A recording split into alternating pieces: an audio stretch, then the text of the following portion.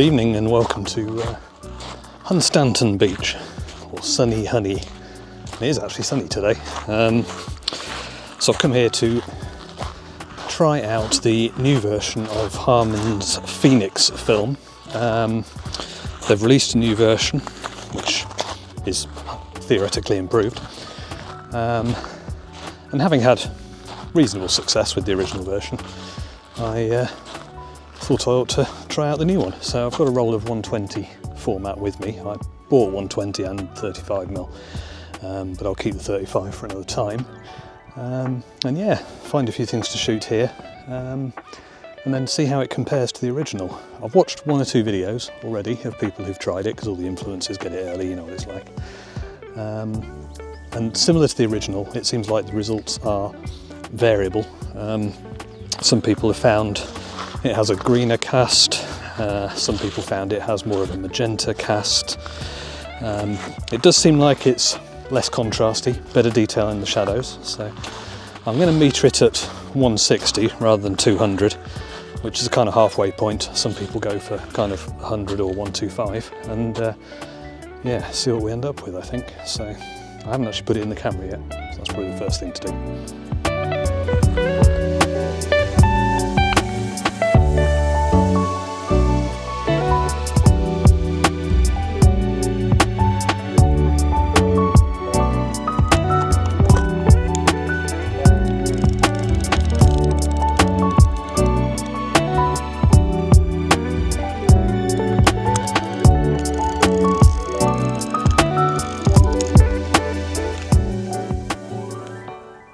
So I figured for the first shot, I cut my finger on the camera.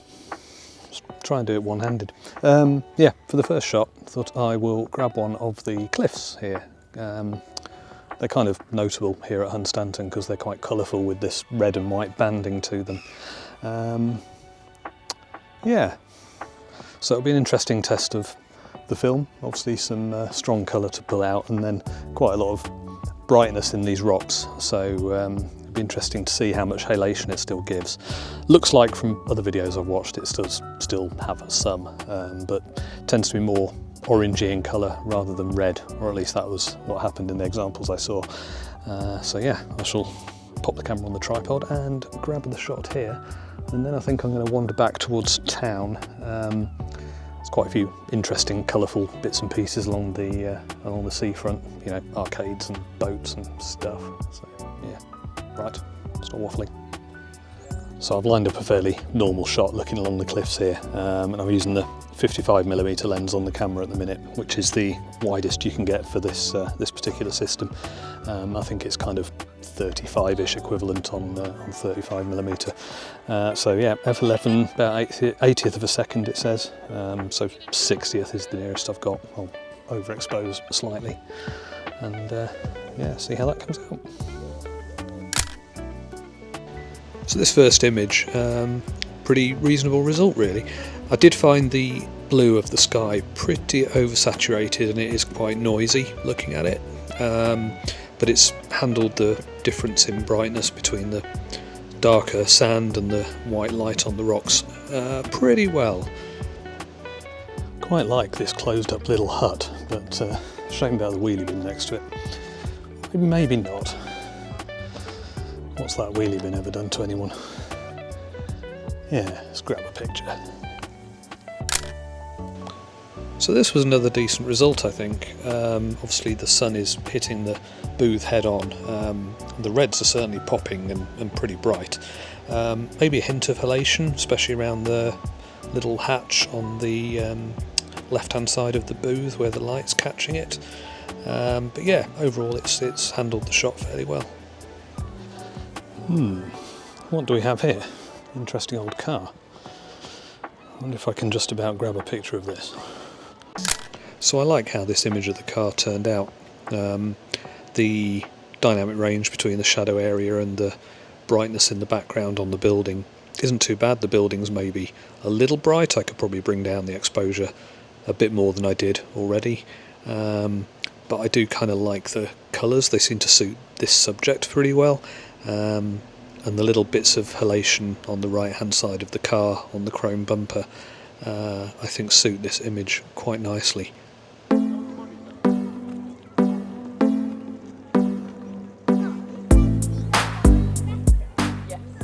think pretty much every time I come to Hunstanton I end up taking a picture looking out along the groins, so I've done that. It'd be interesting to see how the film handles it, because the sun was kind of in the frame but behind some thin wispy cloud.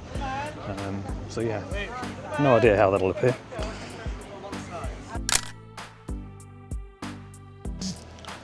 So this was definitely a bit of a challenge, I think, but overall I'm kind of impressed. It's kept highlight detail in the sky pretty well, helped by the fact that the sun is behind some thin hazy cloud, but there's still quite a bit of detail in the groins down in the front of the image as well. You can see the sort of texture to the wood. Bit of halation obviously around the thin pole sticking up at the end. I also seem to have caught a seagull swooping in on the left hand side. Not so sure about that. But yeah, given the challenging lighting of this image, I think the film did pretty reasonably.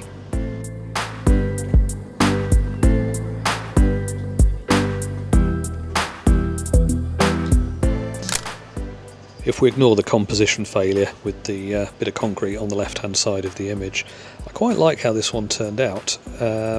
Again, I think the new version of Phoenix handles dynamic range a little better. We can see what's going on inside the cabin, but also the sky has still got some detail in it and isn't overexposed, so pretty reasonable result here. So the sun's dropping down behind the cloud now, which means we've lost that contrast that we started with.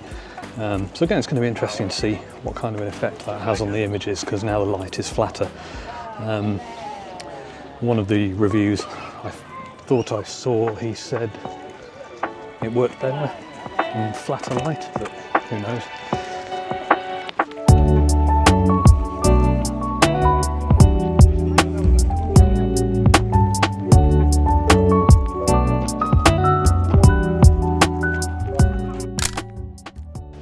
So I'm not enormously convinced that Phoenix 2 suits this particular shot.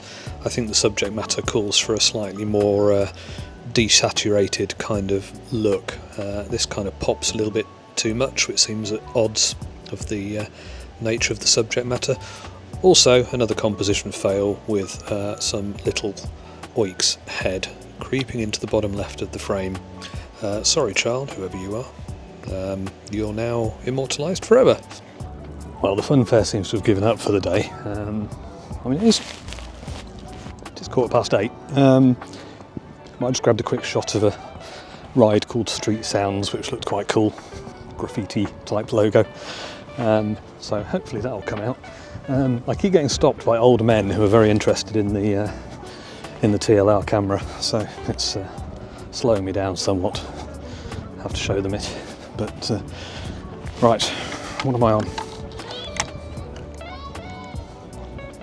7. So a few more shots to get, but the light is disappearing, so might head back down towards the arcades.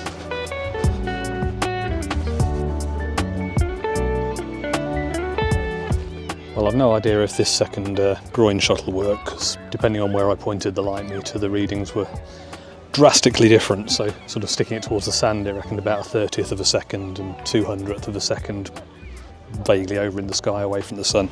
So I went halfway, 1/125th, and we'll see how that goes. So yeah, it's got a weird sunset, sort of murky, but a bit of colour. No idea how Phoenix is going to handle this. It's almost a monochrome scene by eye, apart from just the warmth of the sunlight. Right, anyway, I shall continue walking back down towards the arcades and stuff. So similar to the earlier groin shot, this isn't a bad result at all. It's got a similar sort of pinkish hue in a lot of the sky, which I don't remember seeing by eye. I think that's something the film is sort of adding in. But dynamic range is not too bad. It's held the detail in the sky fairly well. The woodwork of the groin has disappeared a bit more into silhouette here, and we also have that halation around the top of the pole and the post with the number on it. But yeah, not bad at all, I reckon.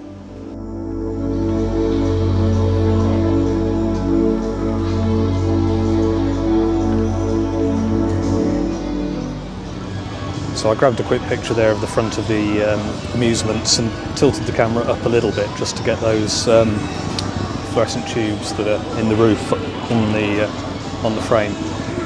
Idea there is to see how the halation turns out on this new version of Phoenix.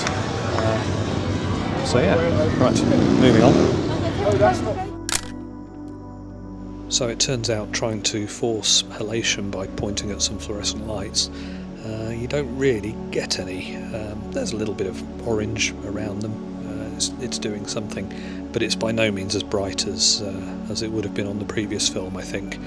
Obviously I've not shot the two side by side to confirm that, but yeah, the result is sort of, I guess, tidy, for want of a better word. Might also see if I can grab a quick shot of the little coffee booth behind me. Might even then buy a coffee. Overall, I quite like this shot of the little burger coffee van thing. It's not a very exciting image, it's pretty straightforward. What I would say is that the lighting level was starting to fall here. The sun was getting pretty low in the sky behind the cloud, and I think you can tell that the shadow areas are starting to get a little bit more muddy. The blacks are getting quite sort of blocked up. Probably some more grain if we zoomed in, but still it's a decent result. The colours are fine.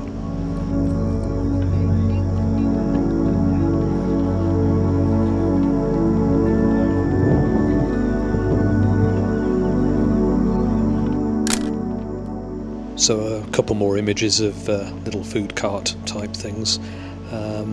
Interestingly, I think the first one's pretty reasonable result. The second one, I think I maybe missed focus a smidge.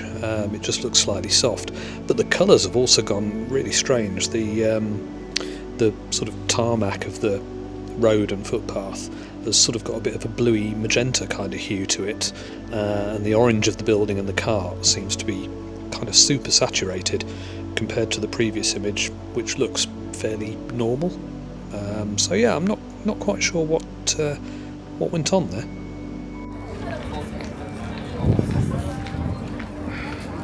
Bought some donuts and a coffee. Right, just grabbed a shot of that little donut stall, which isn't the one that I used, and I've got one shot left.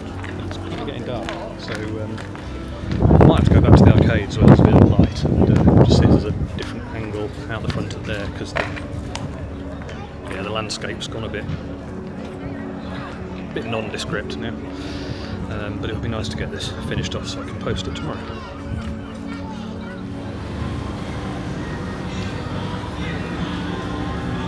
So I might do one from a slightly jauntier angle and pick up a few more of the floodlights in the roof. I think might look quite cool. So I'm going to pop the 55mm lens back on for this.